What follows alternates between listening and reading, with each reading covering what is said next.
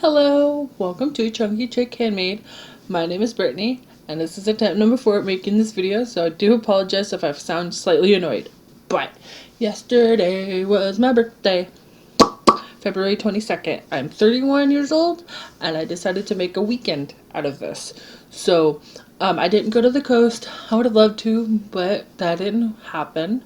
But I did spend some time with friends and family, and that was good enough for me. And I went craft shopping, so like craft supply shopping. So that's always fun. Okay, so Friday I spent the day with my family. My mom dyed my hair pink for me. Thank you. Um, and I spent most of the day with my mom, my older sister, my younger sister, and my younger brother. So that was nice. So, quick, I wanted to talk about the gifts that they got me. First off, my older sister got me Doctor Who, the complete second series, with my favorite Doctor, the 10th Doctor, David Tennant, my favorite, and his favorite companion, my favorite companion of his, which is Rose. So, there's that. My mom got me Learn to Mini Loom Kit. I know how to loom knit.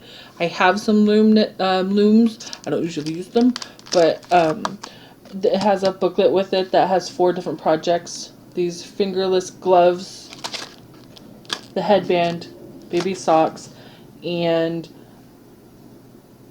scarf. My mom did her mom talk of, oh, show me when you're done making a pair of the fingerless gloves. AKA, she wants me to make her a pair, but won't ask me directly. But then the second thing that my mom got me was this sock loom. I'd seen this at Walmart the last 2 times I was there, and I was tempted to buy it for myself, but I kind of was like, maybe not. So she bought it for me for my birthday, thanks. And it requires sock yarn, obviously, size 1 yarn. I am not a huge fan of anything under a size 4 worsted, so this will be fun. But she also said, you gotta show me a pair of socks you make from those. Well, I didn't want to start off making an adult pair of socks, and luckily I have a nephew that's almost 2, so I'm gonna practice making a pair of socks on here for him. He's my test subject. It works out. And then that night I had a date. I went out for dinner and walked around downtown, and that was pretty nice. He was a really nice guy. Saturday, I hung out with one friend pretty much the whole day. So, went to Starbucks, got my free, because I have their app, I got my free drink. Then we went to Joann Fabric, lunch, Michael's, then ended it with Dutch free drink. So, Dutch Brothers, which is a coffee place here in the Pacific Northwest, I got a free drink from them as well. The first place that I went to, Joann Fabric, first off, my friend was nice enough and bought me a hot glue gun because I don't know what happened to my other one, and it's purple, my second favorite color. And then, so she got that for me, and I had a half-off coupon, so it was pretty cheap. I got hot glue sticks because I have an idea. I don't have a sewing machine. My hand sewing skills are kind of really So I had an idea if I were to use hot glue. Sorry for all the noise. I picked up, they're called fabric quarters. For some reason, I always called them fat quarters. They're just chunks of fabric that are 18 by 21 inches. I didn't want to get like some fabric that, just like a small like chunk amount of fabric and waste a whole bunch of it just practicing and experimenting with fabric. So this works out a little bit better in my opinion. And I got some elastic.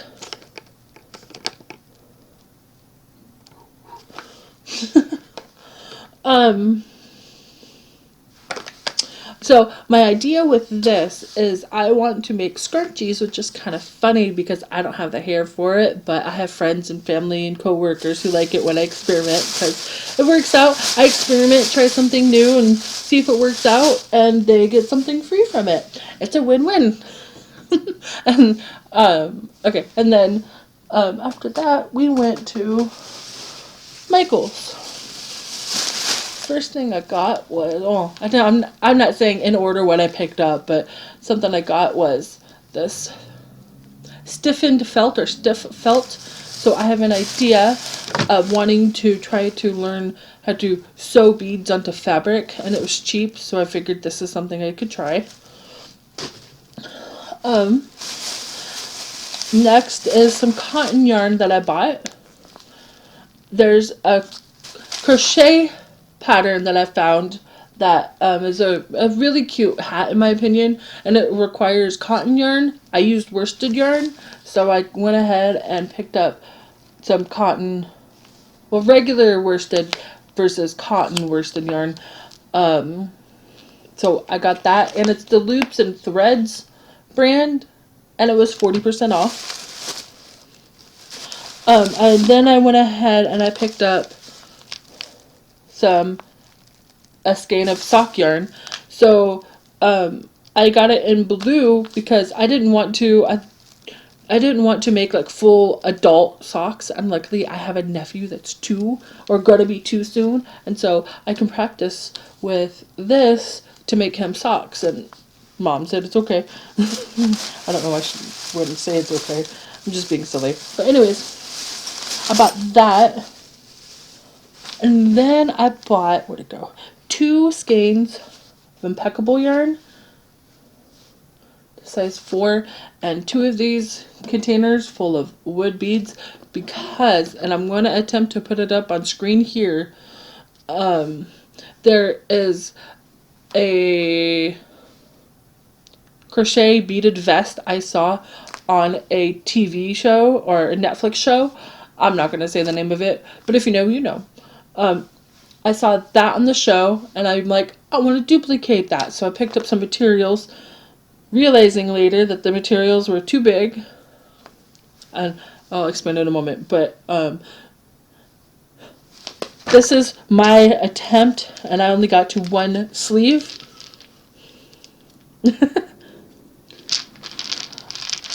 Makes a lot of noise. It's very heavy too. So I should have definitely used crochet thread or the stuff that they use for doilies to try to make it, because the original one, the person that's wearing it in the show is really skinny, and when I made this ended up being a little big, and I ran out too. Those were 2 containers of wood beads, like I said, and that's how far I got. And then I went and I made the sleeve. So the whole point was I just wanted to duplicate it because I wanted to challenge myself and try something new. And I'm very thankful I did, but now I really want to go ahead and try again. What I should have done is I should have started with this mesh pattern, because it would have been easier to try to figure out how the pattern was done. And I only did 1 panel. I didn't feel like doing 2. But I want to try again, like I keep on saying, and I want to see if I can make a video about it, not a how-to or even a pattern, just kind of talking about challenging myself with something. And that was it for Michael's, and that was it for Saturday, yesterday. And then today I went to Portland. I went to Portland with one of my friends, and we went to a place called Raising Cane's. So he used to live in Nevada for a little bit for school, and they had it there. It's a chicken place, and they had it there, and they finally opened one up in downtown Portland, so we went there. I've been to Raising Cane's, and it was pretty okay, because I'd visited in Arizona and had some there, but they opened up one in downtown Portland, so we went there, and it was pretty nice. It was our first time going there to that location.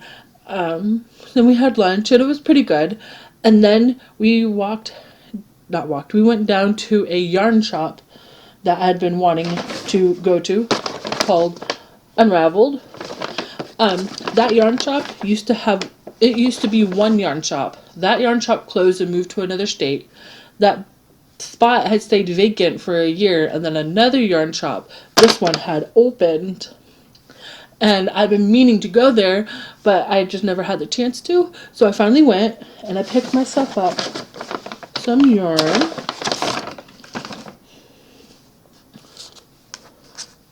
A nice purple color and a nice gray color. It was really cute. We were there. We were all trying to decide. I'm trying to decide what kind of yarn I want, and partway through talking about it, a doggy comes in and where I was at, laid down in front of me and my friend, and like, I want you to pet me, kind of like, not in a mean way, just an older dog kind of, you're gonna pet me, right? And so we both started petting him, and it was just so much fun. It melted my heart, and it made me be like, yep, I love this place. Not only are the people nice, but there's a dog there who loves to be pet. It was amazing. It was great. I loved it. Okay, so then after that, the last thing we did was we went to Powell's. Oh, speaking of yarn shops, excuse me. My friend, bought me a gift card for my local yarn shop, so I'm excited to use that. Anyway, so next we went to Powell's, City of Books. Knocked myself in the chin with my nail. I'm getting into manga and anime. Say what you will, I'm still just getting into it, so there's a lot that I don't know about, but I picked up 2 mangas. One of them is Shobits, and I started watching this anime. It's like one of the first ones I ever watched when I started getting into anime a few years ago. I like it because it's older teen, so it's not like really sexual, and there's not like blood and guts everywhere. Basically, this is a robot that was built to look like a human, and that's what the main story is about. I am very bad at describing things. I do apologize. But when I saw that they had manga, I decided to pick it up. Anyways, and then this one, okay, make fun of me, haha. I got basically a kid's manga. It says it's for all ages, which loosely translates into for kids, but I can't pronounce the name of it. Yotsuba? I'm not sure how it's said, but it's basically this little girl moves from the country to the city, and those are her neighbors, and yeah, you're basically following along with her and her cute little adventures. I have the first 2. I've read the first one, and I've started reading the second one, so I thought I'd pick up the third one. And so, yeah, that was it. I'm sorry if I rambled, and I'm sorry for talking kind of fast. I do apologize. I think I already said it, but I kind of want to make a video about this vest because it was fun, challenging, but kind of easy. Like challenging as in I'm trying something out of my comfort zone, but easy as in it's easy stitching and it's easy like to put together. It's just trying to figure out the stitches and all of that was the challenging part. But okay, I really want to make a video about that. Thank you for watching. I hate to have to say this every time. Please subscribe, like this video, leave a comment, all that fun stuff. But alright, take care. Bye.